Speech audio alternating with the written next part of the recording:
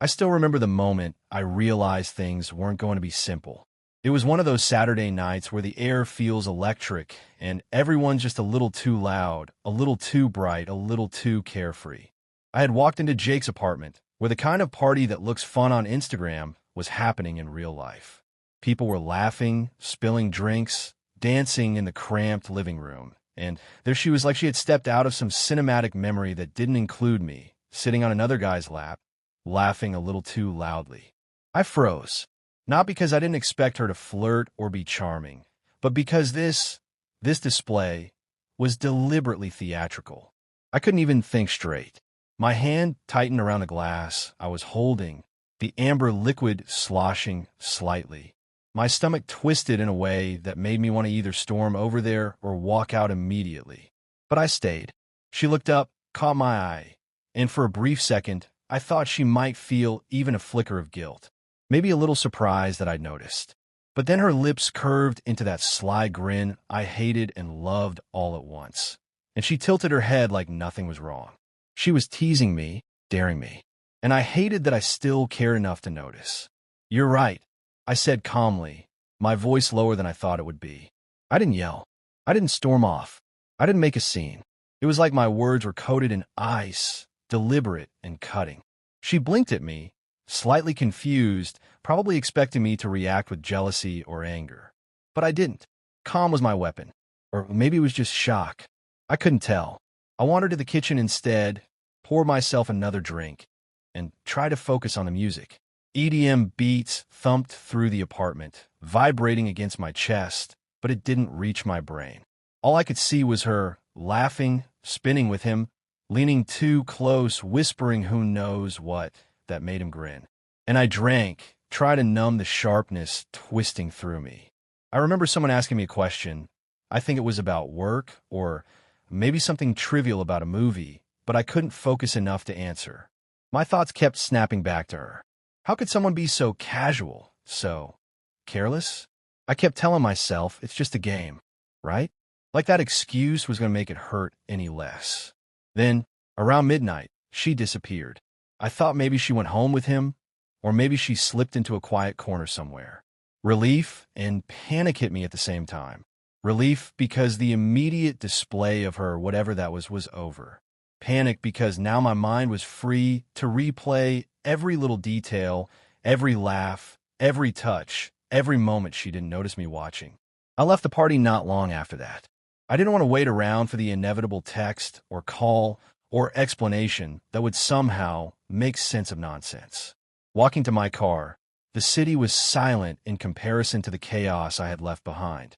Streetlights cast shadows that made everything look stranger, lonelier. And I hated how much I cared, even as I told myself I didn't. By the time I got home, I had half a mind to just go to bed, drink still warm in my stomach, heart still too loud. But then I saw it, her name lighting up my phone. Once, twice, 5 times. And each time, I felt my resolve cracking, even though I wanted to pretend it wasn't happening. I didn't answer. I didn't even check the messages. I just set the phone on the nightstand and stared at the ceiling. Because I knew, deep down, that whatever happened tonight wasn't over. Not by a long shot. And maybe that was worse than anything else, the knowing. The certainty that the morning was going to bring something I wasn't ready for. Something I wouldn't be able to control, that I woke up to the blinding glare of sunlight slicing through my blinds. My head was pounding like a drum, but not from alcohol, well, maybe a little, but from the tension I'd carried all night. My body felt heavy, the kind of exhaustion that seeps into your bones.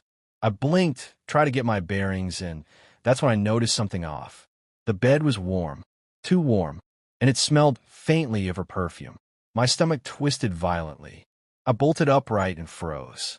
The sheets beside me were empty, but the warmth told me one thing. She had been here.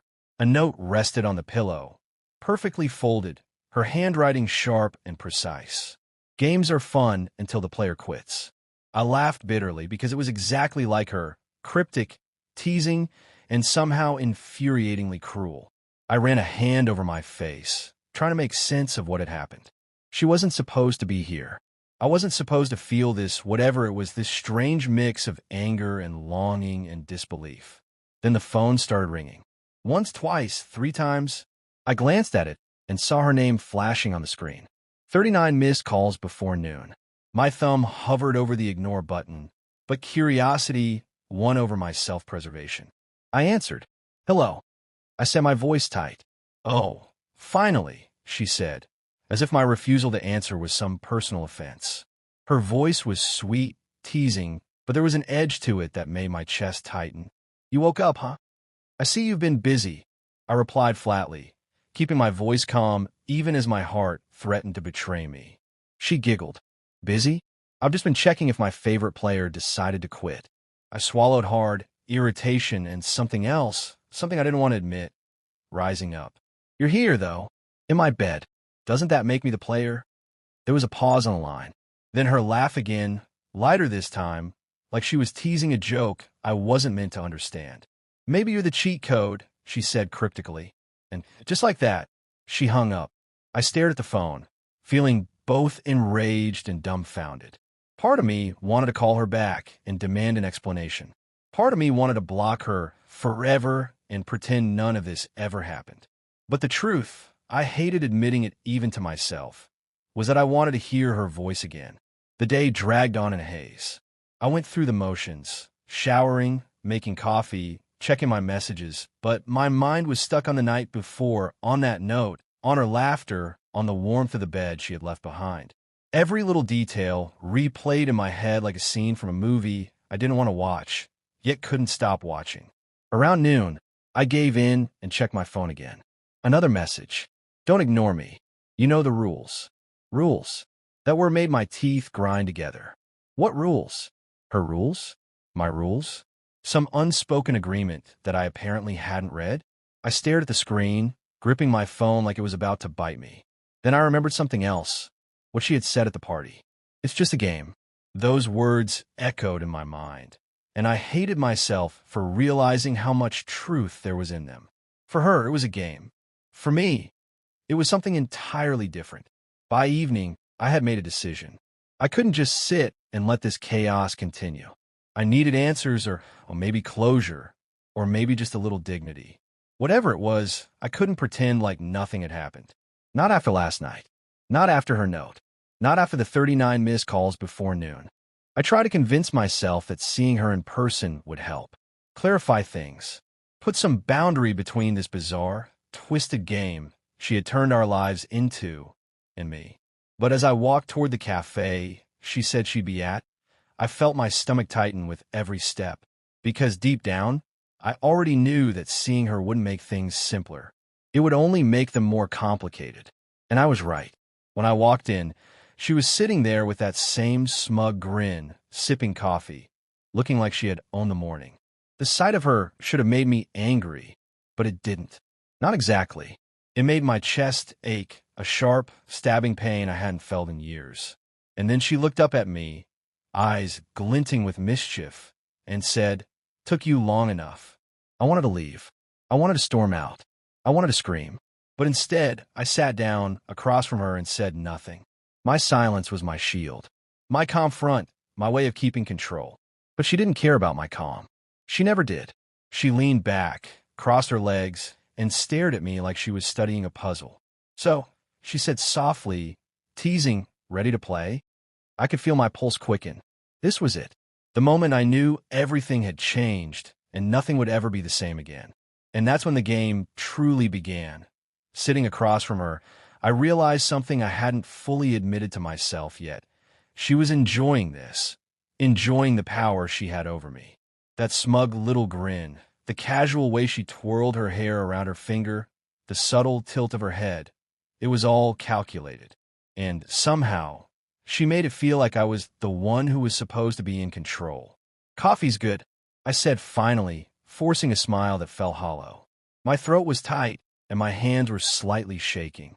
I tried to keep my voice steady, to keep my emotions in check. But she saw through it. Of course she did. She always did. "Only," she teased, leaning forward slightly. "I thought you'd be more excited to see me." Excited. The word hit me like a slap. She made it sound like a confession I wasn't allowed to admit. But I wasn't going to give her the satisfaction of answering honestly. Not yet. Instead, I said, I'm just here to understand. Maybe figure out what the hell's going on. Her smile widened. Understand? She laughed softly, a sound that should have been comforting but wasn't. You think this is something that can be understood? I frowned. It's not a game for me. Her eyes softened for a split second, but it was fleeting, gone as quickly as it appeared. Oh, it's always a game, she whispered, leaning closer. You just don't know the rules yet. I could feel my pulse in my ears. My stomach twisted, and still I stayed. I didn't get up. I didn't run. I didn't tell her to leave. Because even though I knew exactly what she was doing, manipulating, teasing, toying, I couldn't stop myself from wanting to see how far she would go. How much she could push before I broke. And push she did. The next hour was a blur of words and glances and subtle provocations. Every time I tried to assert something, you can't just, or why would you, she countered effortlessly with that uncanny ability to make me feel like I was the one overreacting. She asked questions that seemed innocent but were loaded with insinuations, half-truths, and little hints of jealousy. Every sip of her coffee, every laugh, every glance was a calculated move, and I knew it. Yet part of me admired it, even as it enraged me. At some point, she leaned back, smiling as if she had won a point in a game I didn't realize we were playing. You think you're calm, she said softly. But I see through you. I always do. I didn't respond. What could I say? Words felt useless, clumsy. I wanted to shake her, to make her admit that she knew exactly what she was doing, to tell her to stop playing with me. But I didn't. I just sat there, gripping my coffee cup until my knuckles turned white, pretending I was unaffected. And then she laughed. That laugh again, sharp and sweet at the same time. Relax, she said. It's fun. Don't take it so seriously. Fun. The word made my stomach churn. Because for her, this was entertainment. For me, it was a storm that I couldn't escape, a whirlwind of emotions that left me dizzy and raw. She leaned forward again, eyes sparkling. I'm not asking you to play if you don't want to. But you already are. Didn't you notice? I didn't notice. I had noticed from the moment I saw her sitting on that guy's lap, from the moment I saw that note on my pillow, from the very instant she walked into my life and made me feel like I was simultaneously important and insignificant. I was already in the game. I had no choice. Hours passed, though it felt like minutes. I don't even remember exactly what we said, only that every conversation, every gesture, every silence was charged with tension. By the time I left the cafe, my mind was a mess of frustration, longing, and confusion. I wanted clarity, but she had left me with more questions than answers. And the strangest part? Even after everything, I wanted to see her again. I hated myself for it. Hated her for it. Hated the way my chest ached with the memory of her smile. I tried to tell myself it was over, that I needed to put distance between us. But the truth was, the game wasn't over. Not by a long shot. Back in my apartment, my phone started buzzing. Multiple notifications. Missed calls, text messages, social media pings, all from her. And as I stared at the screen, my heart sank and leapt at the same time. She was relentless, persistent, intrusive, and yet, every time I thought of ignoring her, I couldn't. Because deep down, I knew that answering her or seeing her again wasn't just a choice. It was surrender. And somehow, even knowing that, I didn't want to resist. That night, I sat on the edge of my bed, staring at the ceiling, replaying every detail of the cafe encounter. The way her eyes had flickered over me, calculating, teasing. The way she had leaned in just enough to make me feel like she was invading my personal space, but not enough to let me actually cross a line.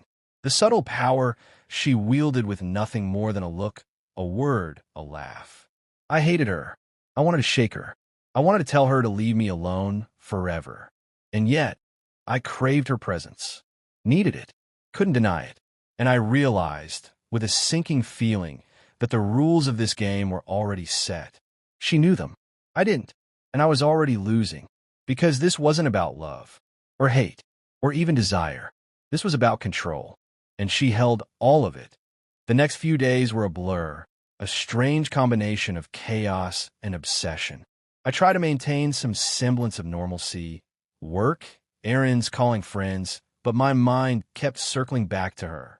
Every notification, every small ping from my phone made my chest tighten. I couldn't tell if I wanted to scream at her or throw myself at her. Maybe both.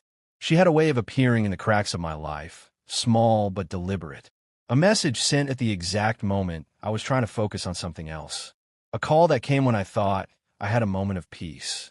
She had this uncanny ability to make me feel exposed without even being physically present. And then came the text. Meet me tonight. Don't think. I stared at it for a long time, heart racing. I hated her. And yet, I couldn't resist. My mind screamed at me to ignore it, to block her, to delete her number once and for all. But my body and my gut betrayed me. I agreed. I didn't type it. I didn't think. I just went. The city streets were unusually quiet as I walked toward the place she had chosen. A small, dimly lit bar on the edge of downtown. I didn't know why she picked this spot, but I wasn't sure I wanted to know. My chest tightened with every step, a combination of anticipation, fear, and the lingering anger I hadn't resolved from the cafe. When I arrived, she was already there, leaning against the bar, looking effortlessly casual. One hand held a drink, the other brushing a strand of hair behind her ear. She smiled at me, but it wasn't warm. It was sharp, precise, like a blade hidden under silk. You came, she said simply. No flerish, no teatrix. Just a statement of fact. I did, I replied, my voice tighter than I intended. She tilted her head, as if appraising me. You're tense. I might be, I said, trying to keep my calm. But I knew she could see right through me. She always did. Good, she said softly, almost whispering. I like it when you're tense. My stomach dropped. The casual cruelty of it. She wasn't even trying to hide how she enjoyed this. How much she enjoyed controlling my reactions. Every word, every movement was measured, deliberate. I hated that I was still drawn in. I hated that my body reacted before my mind did. We sat. We talked. Or rather, she talked, and I reacted. Every conversation was a minefield. She asked questions, half innocent, half provocative. Comments that seemed harmless, but cut deeper than any insult. Glances that lingered too long. Touches that were just close enough to be noticed, but not enough to cross any real boundary. Do you trust me? She asked suddenly, her eyes locking onto mine. I paused. I don't know, I admitted. Good, she said, smirking. You shouldn't. Not yet. And that was it. That simple exchange, those words, felt like a punch to my chest. I hated her. I needed her. I wanted her to leave me alone. I wanted to tell her off. And yet I couldn't. Because part of me craved the game, craved the tension, craved the unpredictability she brought into my life. By the end of the night, my head was spinning, my emotions raw. I walked home alone, replaying every word, every gesture, every subtle manipulation. I was exhausted, but I couldn't sleep. Not really. My mind refused to quiet itself. And then it happened. The breaking point. A message. Not a text. A photo. From her. I froze. My hand shook. The image was simple. A corner of my bedroom. The note I had found the morning after the party, folded neatly on my nightstand. And scrawled across it, in her handwriting. Remember the rules. I'm always watching. I slammed the phone down. Hated her. Hated myself. Hated the way my heart still raced. I knew then that I was trapped in her game. There was no pause button. No escape hatch. And every instinct I had screamed that this was dangerous, that I should walk away, that I should never have let her this close. But I didn't. The next few days were a mix of anticipation and dread. She called, texted, and somehow always appeared just when I tried to think of her as something I could ignore. Friends noticed my distracted state, my irritability. I hated the fact that she had infiltrated not just my life, but my mind, my thoughts, my very sense of self. And yet, I kept answering. I kept showing up. I kept playing, even as I realized that she had already won. I was in her world, on her terms, and I didn't know how to reclaim control. Every time I thought about walking away, she reminded me, subtly, cruelly, that I was hers in a way I had never agreed to, in a way I couldn't resist. Every text, every glance, every laugh was a chain wrapped around me, tightening just enough to make me desperate for freedom while still keeping me entangled. It was maddening, and I hated that I was addicted. because by now, I understood the truth. She wasn't just a person in my life. She was a storm, and I had stepped into the eye of it, knowing I couldn't escape. And yet, as much as I hated it, I wanted more. The morning started quietly, almost deceptively so. The kind of quiet that lulls you into thinking everything might have been a dream, or at least that there's a chance to regain control. But I knew better. Deep down, I always knew better. Her messages had started coming in at dawn. Short, cryptic, deliberately irritating. A simple emoji. A one-word tease. A time-stamped reminder of last night's chaos. I stared at the screen, my heart hammering in my chest. 12 missed calls by 8 in the morning. 27 by 10. And each ping felt like a countdown, a drumbeat leading me into the inevitable. I didn't answer. I didn't check the messages. I tried to convince myself that ignoring her would give me control back, that I could finally step out of the game. But I was lying. I knew it. She had been inside my mind for days now, twisting it, bending it, shaping it into a maze I couldn't escape. Then, around 11, a knock at my door. My first instinct was to ignore it, maybe hope she would leave. But I couldn't. The voice in my head, the one that told me I was already too deep, forced me to move. I opened the door, and there she was, calm, composed, smiling as if she owned not just the apartment, but me, my life, and my thoughts. "Good morning," she said softly, stepping inside without waiting for permission.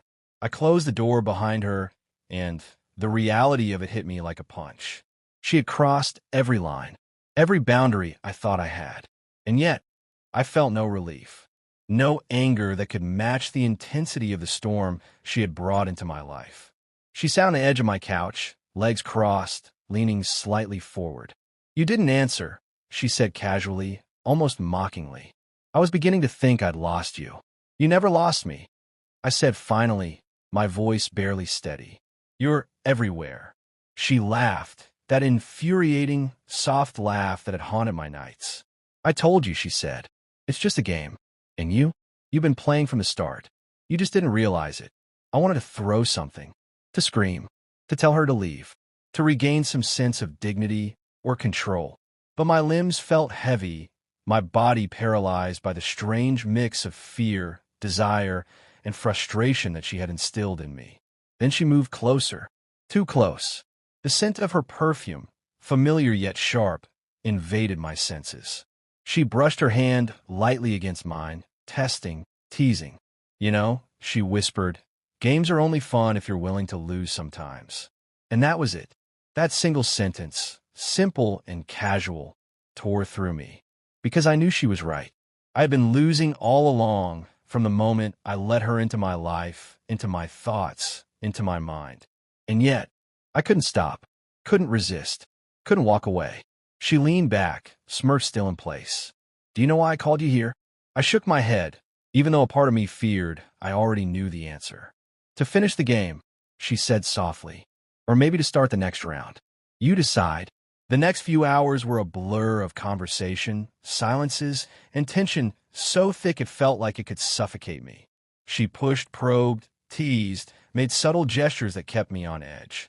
Every reaction I had was noted, analyzed, turned into a move in a game I didn't understand. And yet I stayed. At some point, I realized that I wasn't angry anymore.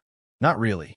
Anger requires energy, and all my energy had been drained by her presence, by the constant psychological pressure she had applied. All I felt was exhaustion and a strange, compulsive need to keep going, to keep playing. And then, as the afternoon sun dipped low, casting long shadows across the room, she left.